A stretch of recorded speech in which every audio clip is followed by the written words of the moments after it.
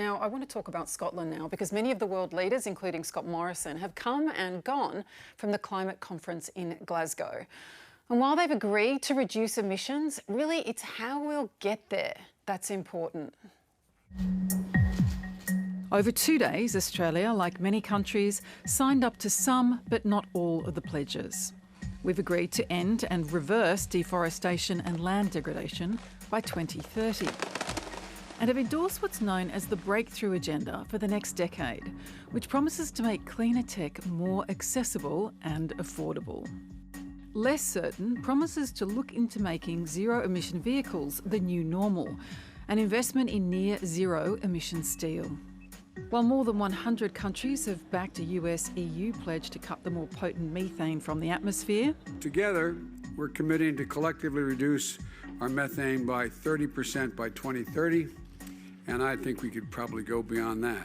But with agriculture responsible for half the methane we produce, Australia is refusing to sign up, with the backing of the Labor opposition. We need to drive down emissions as much as possible, but it would have been premature for Australia to sign up to that commitment. The Morrison government is still committed to fossil fuels, so much so perhaps that the industry was being promoted at its stall in Glasgow. For more on this, we're joined in Glasgow by Climate and Energy Program Director at the Australia Institute, Richie Merzian. Welcome back to The Drum, Richie. Thanks for having me. Okay, after all of this talking, these agreements made, where are we at? How do you assess the progress that has been made? There's been some good signs. You had the third largest polluter in the world, India, take on the most ambitious plan to date to actually agree to go net zero to get 50% of their energy from renewables this decade. You saw rather major emitters in the developing country world put forward additional pledges too. So there's been some good things, some breakthroughs, but there's also been some setbacks. There's been some laggards that have dragged things down. China was notably absent, didn't even do a video message for the leaders segment. Then I guess the question has to be asked as to what role Australia played in all this, given that Australia really provided cover for other laggards in not doing the one thing Glasgow asked, which is bringing forward a short-term immediate impact. And that was really the key for what President Biden calls the decisive decade. So how much did that matter, Australia's lack of a 2030 target? Well, Australia was the weakest link when it comes to the wealthy, developed countries. It had its forever friends, the US and the UK, really putting everything they could into making Glasgow a success, as well as the EU and Canada and Japan, South Korea, New Zealand most recently announced a target. And so really Australia was seen as the one holdout, and it made it harder, I think, for the UK to actually push the countries that still have space to develop, that have been more reluctant to actually bring more forward. It's interesting that Prime Minister Modi spoke right before Prime Minister Morrison. And so there was this contrast with India actually looking to try and do more, put more on the table, and Prime Minister Morrison actually saying, no, we're not going to do anything more in the next 10 years. If anything, the way he opened his segment was saying that you leaders aren't going to solve the problem. It's going to be technology led by engineers and scientists. It just seemed really off message, off brand. The whole purpose of leaders being here is because of the peer pressure that comes with an international conference and the anniversary of the Paris Agreement to move things forward in the short term. So in short, we were an outlier, and more of an outlier at the end of these few days than we were before. That's right. Yeah, Australia didn't do itself any favors in coming here. The one thing Australia did relatively new was put a little bit more money on the table. But much like at the Pacific Island Forum 2 years ago, it didn't really count as much, since really the ask being made by most developing countries is, well, can you actually stop opening up new coal mines, new gas fields? Can you actually reduce your emissions over the next 10 years?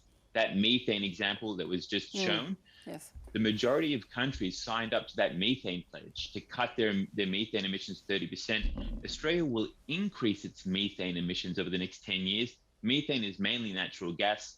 Australia has a methane-fired recovery, and the rest of the world is looking at reducing its methane emissions. And what about the initiatives on solar and wind? It seems particularly strange that Australia, with our geography, was not part of that. Yeah, the Australian government seemed to pick and choose where it decided to invest its efforts. And for the first time that I can remember, and I've been involved for over 15 years in this process, the Australian government actually went out of its way to set up a pavilion, an actual showcase of Australia that seemed, straight away to jump into the one technology that heavily supports fossil fuels and gives them a longer lease on life, and that's carbon capture and storage, led by Santos. And so there's this really odd space that Australia had decided to show, which is that we want to see fossil fuels continue, and we're going to hand over a taxpayer-funded pavilion to a fossil fuel company to promote their interests. I'm just going to bring in the rest of the panel here, Richie, because Alan, I wanted to ask you, I know what this will mean for Australians with global businesses or global networks when it comes to climate change, because I know that often intersects with the work that you do. Well, certainly. I mean, we deal with consumer organisations around the world, and they say to us, whether they're from the EU or even worse, some of our Pacific neighbours, they say, why doesn't Australia believe that climate change is a thing? And I say, well, Australians do. The polls are clear on that. They believe it's a thing. They want to see action, but we have this inability to actually get that action at a political level. Right. But I think, that's the debate about the issues. I think the bigger issue is the economic impact. I mean, governments around the world are going to be taking their own action to penalise industries that are carbon emission heavy. And unless we're actually moving our industries in the right direction to reduce their carbon emissions and creating all the incentives and penalties that we need in order to drive that change, then our businesses are not going to be globally competitive. Sam, do you think that the Prime Minister will be regretting his decision to go? Yes, for a variety of reasons. I mean, look, he basically allowed himself to be bullied into going, right? Like, he didn't seem very enthusiastic about it. I never really fully understood why he really, openly flagged the idea that he might not go. And then every time he was asked about it, he sort of was like, I didn't say I wouldn't go. Maybe I will. Maybe I won't. Anyway, but clearly part of the problem was that he needed to strike this deal with the Nationals. Now, look, maybe I am silly on this, but there was all these people that were saying, maybe they won't and the Nationals will hold out. I didn't think they'd hold out. I always thought that they'd do a deal for the right price, right? The problem with the Prime Minister's policy, of course, is it's kind of a headline, right? Net zero by 2050. But as many people, more erudite than me, have pointed out, there's no new plan or new technology to get there, right? So we're saying we're going to get to this thing when we're all 80 or when the Prime Minister's 80. We're doing it on existing mechanisms, and 15% odd of it is through this technology that doesn't exist yet. May well exist, but doesn't exist yet. So, he's gone over there. He's allowed himself to be sort of bullied into going by the Prime Minister, former Prime Minister Malcolm Turnbull, who then, surprise, surprise, as soon as he's arrived on, Twiggy Forrest's private jet, has started sort of boxing the Prime Minister around the ears. And then, of course, which we'll get to later, he's been involved in a sort of drive-by political shooting by the French President, Emmanuel Macron. So all in all, probably not the best Scottish adventure that the Prime Minister's ever had. The Prime Minister's Scottish adventure. Faye, do you think overall we're better off after this summit? I mean, where does it actually leave us? Leaving aside the diplomatic stoush with France for now, because we will be getting to that.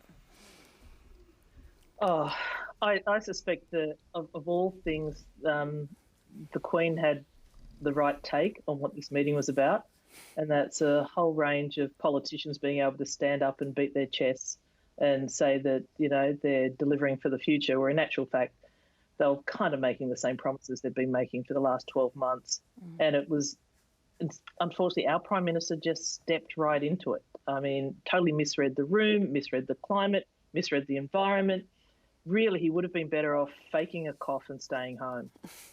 It was just disastrous for him. Faye, what have you... I mean, just picking up what Richie was saying earlier about the PM saying, this is not up to any of you guys, this is us, this is all... this is about the engineers. And I noticed he also repeated to reporters this afternoon, this is the private sector that are going to be doing all the work on this. This is actually great. It's not really... So, what's going on there? Because clearly politicians have a role in combating climate change.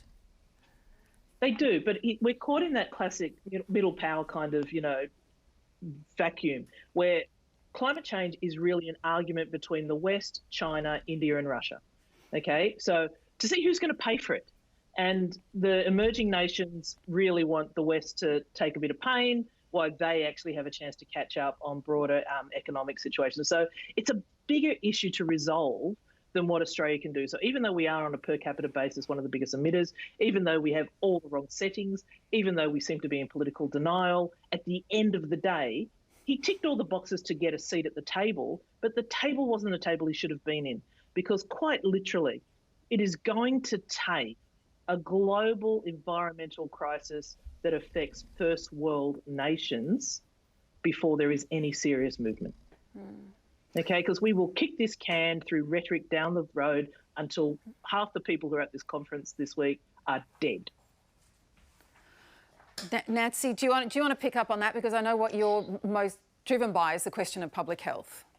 Well, that just says it very plainly. And I do think that one of the interesting things is Australia seems to resist this so much, yet it's one of the countries, one of the rich countries that really has suffered the effects of climate change more than many others, or stands at risk of climate change more than any others. When you look at the bushfires and the once in a decade bushfires happening every year now, the amount of pollution that causes, the amount of suffering that causes in terms of the health of the communities and the disruption of communities, the destruction of the Great Barrier Reef, like the destruction of one of the world's true natural gems, just gone. Like children now may never be able to experience that. So this is happening to Australia, and yet Australia doesn't really seem, everyone understands that it's climate change now. Even Rupert Murdoch understands that it's climate change that's leading to this, and that man has contributed to it. But no one seems to want to do anything. And I'm not sure if it was Alan that talked about it or Richie, but we're going to be left behind by being laggards. It's not just that we don't want to accept that we have to kind of bear more cost of climate change, but actually our industries are going to be left behind, and economically we're going to suffer.